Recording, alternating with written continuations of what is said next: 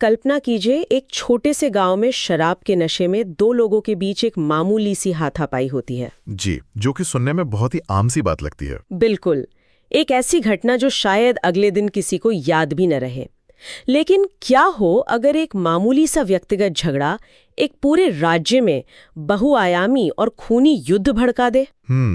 ये सोचना भी सिहरन पैदा करता है ना?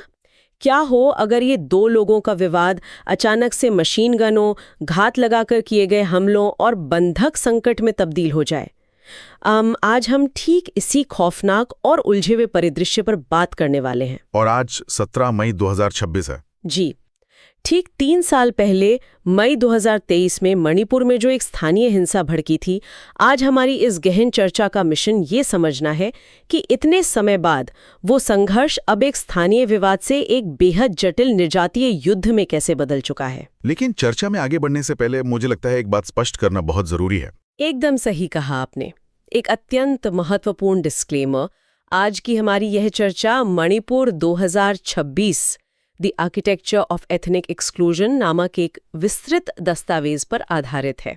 और देखिए, इस स्रोत सामग्री में राजनीतिक रूप से बेहद संवेदनशील बातें और विभिन्न गुटों के परस्पर विरोधी दावे शामिल हैं। बिल्कुल, हम यहाँ बिल्कुल स्पष्ट कर दें कि हम किसी भी राजनीतिक विचारधारा, चाहे वो वामपंथी हो या दक्षिणपंथी, या किसी भी गुट का कतई समर्थन नहीं कर रहे हैं। हमारा उद्देश्य केवल स्रोत सामग्री में दिए गए तथ्यों को निष्पक्ष रूप से सामने रखना है, ताकि श्रोता बिना किसी पूर्वाग्रह के पूरी तस्वीर समझ सकें। ये निष्पक्षता बहुत जरूरी है, क्योंकि जब मैं इस दस्तावेज का विश्लेषण कर रहा था तो जो सबसे पहली बात उभर कर आई वो एक बहुत बड़ी प्रशासनिक विफलता है। आप डबल इंजन सरकार वाले वादों की बात कर रहे हैं? बिल्कुल। राज्य और केंद्र दोनों में एक ही पार्टी की सत्ता होने के वादों के बावजूद राज्य में कानून व्यवस्था की स्थिति पूरी तरह से चरमरा गई है। जो विवाद 2023 में शुरू हुआ था वो अब सिर्फ 2 गुटों तक सीमित नहीं रहा है। अब ये एक ऐसा दलदल बन गया है जहां रोज नए मोर्चे खुल रहे हैं। हालात वाकई बहुत नाजुक लग रहे हैं। तो चलिए इसे थोड़ा विस्तार से समझते हैं। ये पूरा नया भूचाल आखिर शुरू कहां से हुआ? अगर हम ताज़ा घटनाक्रम देखें तो ये सब 3 महीने पहले लिटन सरेखोंग नाम के एक गांव में शुरू हुआ था, जहां एक कुकी और एक तानखोल नागा के बीच शराब के नशे में वो झगड़ा हुआ था। मतलब सुनने में कितना साधारण लगता है, 2 इंसान नशे में लड़े, लेकिन इसका परिणाम मुझे तो ये ऐसा लगता है जैसे मान लीजिए कमरा छत तक बारूद से भरा हुआ है और किसी ने वहां गलती से माचिस की एक तीली जला दी हो। सिर्फ जुबानी जंग तक नहीं रुकी, जवाबी कार्रवाइयों का एक सिलसिला शुरू हो गया, जिसने अभी हाल ही में मई 2026 आते आते एक खूनी रूप ले लिया। अच्छा, आप 13 मई वाले हमलों की बात कर रहे हैं ना? जी हाँ। अगर हम सिर्फ 13 मई 2026 की घटनाओं को ही देखें तो एक ही दिन में 2 अलग-अलग जिलों में घात लगाकर, जिन्हें एम्बुश कहते हैं, भयानक हमले किए गए। पहला हमला कांगपोकपी जिले के 0 पॉइंट इलाके में हुआ। दस्तावेज के अनुसार इस हमले का आरोप ज़ेलियांगरोंग यूनाइटेड फ्रंट यानी ZUF कामसोन गुट पर लगा है ना? बिल्कुल। और इस हमले का निशाना बने कुकी समुदाय के लोग, जिसमें 3 कुकी पादरियों की जान चली गई और 4 अन्य गंभीर रूप से घायल हो गए। पादरियों पर हमला होना समाज पर एक बहुत गहरा मनोवैज्ञानिक असर डालता है। अरे बाप रे! और ये तो सिर्फ एक जिले की घटना थी। उसी 13 मई को नोनी जिले के जोजंग तेक इलाके में भी तो गोलियां चली। सही कहा। और इस बार आरोप एक सशस्त्र कुकी समूह पर लगा, जिन्होंने कथित तौर पर एक चिरू नागा की हत्या कर दी। मतलब एक ही दिन में दोनों तरफ से खून बहा। और बात यहीं खत्म नहीं हुई। इसके तुरंत बाद एक बहुत बड़ा बंधक संकट पैदा हो गया। दोनों पक्षों ने एक दूसरे के 14 लोगों को बंदी बना लिया। जरा सोचिए, उन 2 दिनों तक इलाके के लोगों की मानसिक स्थिति क्या रही होगी। आखिरकार भारी दबाव के बाद उन्हें छोड़ दिया गया, लेकिन पुरानी दुश्मनी पूरी तरह सतह पर आ गई है। लेकिन यहाँ मुझे एक तार्किक उलझन हो रही है। 2 व्यक्तियों का झगड़ा अचानक से एक संगठित कुकी नागा युद्ध में कैसे बदल गया? मेरा मतलब है, हथियार जुटाना, एम्बुश लगाना, बंधक बनाना, ये सब गुस्से में अचानक तो नहीं हो सकता। यही तो बात है। ये अचानक हुआ दंगा नहीं है। स्रोत सामग्री हमें यहीं से प्रॉक्सी वॉर या छद्म युद्ध के दावों की ओर ले जाती है। अच्छा, तो क्या कुकी समुदाय इसे एक प्रॉक्सी वॉर मान रहा है? बिल्कुल। अगर हम कुकी और सुरक्षा विशेषज्ञों के नजरिए से देखें तो उनका दावा है कि यह national socialist council of Nagaland यानी NACN-IM द्वारा अपने प्रॉक्सीज जैसे ZUF और कुछ चरमपंथी मेती समूहों के साथ मिलकर छेड़ा गया एक सोचा समझा युद्ध है। और उनका मानना है कि इसका उद्देश्य कुकी समुदाय का जातीय सफाया या एथनिक क्लिंजिंग करना है। जी, उनका यही आरोप है। पर यहाँ श्रोताओं को ये बता देना जरूरी है कि स्रोत सामग्री में स्पष्ट है कि ZUF और आरामबाई तेंगोल जैसे समूहों ने इन आरोपों का पूरी तरह से खंडन किया है। एकदम सही। और दिलचस्प बात यह है कि यूनाइटेड नागा काउंसिल यानी UNC का नजरिया इसके बिल्कुल उलट है। वो इसे कैसे देखते हैं? UNC इसे किसी प्रॉक्सी वॉर के रूप में नहीं देखती। उनका मानना है कि यह कुकी समूहों द्वारा सस्पेंशन ऑफ ऑपरेशन यानी SOO समझौते की आड़ में छेड़ा गया एक अघोषित युद्ध है। अच्छा जी, वे मानते हैं कि सकरभुंग, लिट्टन और थोई जैसे जो तांगखुल बहुल गांव हैं, उन पर जो खतरे मंडरा रहे हैं वे सीधे तौर पर नागा ऐतिहासिक पहचान पर हमला है। लेकिन एक मिनट, मुझे यहाँ एक बात समझ नहीं आ रही। अगर कोई सशस्त्र समूह सरकार के साथ सस्पेंशन ऑफ ऑपरेशन समझौते के तहत है, तो वे एक अघोषित युद्ध कैसे चला सकते हैं? ये तो विरोधाभास है। ये एक बहुत ही जायज सवाल है जो दस्तावेज भी उठाता है। और मुझे तो ये भी लग रहा है कि क्या ये कुकी मेती विवाद को जानबूझकर रणनीतिक तौर पर कुकी नागा विवाद बनाकर पूरे राज्य में आग फैलाने की कोई सोची समझी रणनीति है? आप बिल्कुल सही दिशा में सोच रही हैं। रणनीतिक दृष्टि से ये भौगोलिक दायरे को बढ़ा करने का प्रयास लगता है, और इसका जवाब हमें महज जमीन की लड़ाई में नहीं मिलेगा। इसके पीछे जमीन पर हक का एक बहुत बड़ा राजनीतिक दर्शन काम कर रहा है। तो वो दर्शन है क्या? इस मानसिकता को समझने के लिए दस्तावेज हमें राजनीतिक सिद्धांतकार फ्रेडरिक रेटजेल के एक सिद्धांत की ओर ले जाता है जिसे लेबेंसरॉम कहा जाता है। लेबेंसरॉम, ये शब्द सुनने में काफी भारी और अकादमिक लग रहा है। इसका सरल भाषा में क्या मतलब है? देखिए, सरल भाषा में इसका मतलब है एक विस्तारवादी क्षेत्रीय परियोजना। जब कोई समुदाय ये मानने लगता है कि अपने अस्तित्व को बचाने के लिए उसे अपने भौगोलिक क्षेत्र का विस्तार करना ही होगा। समझ रही हूँ। और इस विस्तार के लिए वो दूसरे समुदायों को वहां से बेदखल करने को जायज ठहराने लगता है। वे इसे अपराध नहीं, आत्मरक्षा मानते हैं।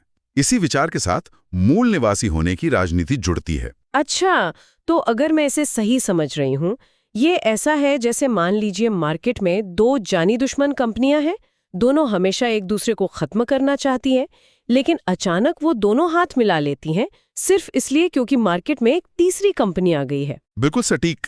और वो दोनों मिलकर उस तीसरी कंपनी को मार्केट से बाहर करना चाहती है। क्या यहाँ मैती और नागा समूहों के बीच जो सहमति दिख रही है वो वैसी ही है? ये कॉरपोरेट तुलना हालात के हिसाब से बहुत दिलचस्प है। सैद्धांतिक रूप से ग्रेटर सॉवरेन नागा स्टेट का सपना और मेती समुदाय का मणिपुर की अखंडता का सपना एक दूसरे के विरोधी हैं। जी। लेकिन लेबेंसरॉम की इस राजनीति ने इन दोनों को कुकी समुदाय के खिलाफ एक कर दिया है। एक नैरेटिव बन गया है कि केवल मेती और नागा ही मणिपुर के मूल निवासी हैं और कुकी विदेशी कब्जा करने वाले हैं। और देखिए, जब आप किसी को विदेशी साबित करना चाहते हैं तो सबसे पहले आपको इतिहास के पन्नों को बदलना पड़ता है। इसी को दस्तावेज़ इतिहास का शस्त्रीकरण या वेपनाइजेशन ऑफ हिस्ट्री कहा है ना? एकदम सही। और इस शस्त्रीकरण में 1850 के दशक का एक खास ब्रिटिश नजरिया सबसे बड़ा हथियार है। विलियम मैक्यूलक वाली कहानी? जी हाँ। दस्तावेज बताता है कि 1850 के दशक में ब्रिटिश राजनीतिक एजेंट विलियम मैक्यूलक ने इम्फाल घाटी को उत्तरी अंगामी नागाओं के हमलों से बचाने के लिए कुकियों को वहां सिपाही के रूप में बसाया था। अच्छा, ताकि वो एक बफर जोन का काम कर सकें। बिल्कुल।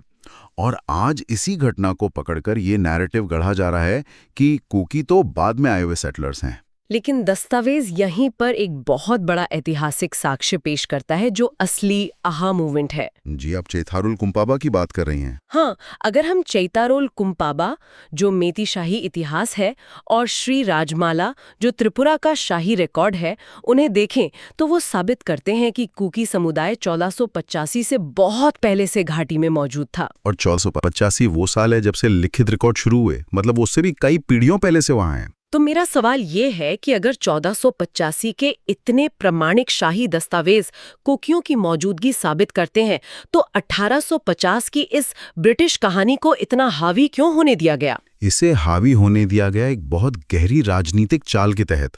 महमूद ममदानी नाम के राजनीतिक सिद्धांतकार इसे नेटिविस्ट पॉलिटिक्स कहते हैं।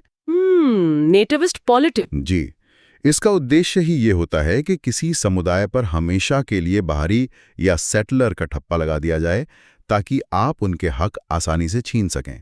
और ये इतिहास से छेड़छाड़ केवल किताबों तक सीमित नहीं है, अब ये सीधे तौर पर सरकारी फाइलों और नीतियों का हिस्सा बन रही है, जिसे संस्थागत अन्यकरण या इंस्टीट्यूशनल अधरिंग कहा गया है।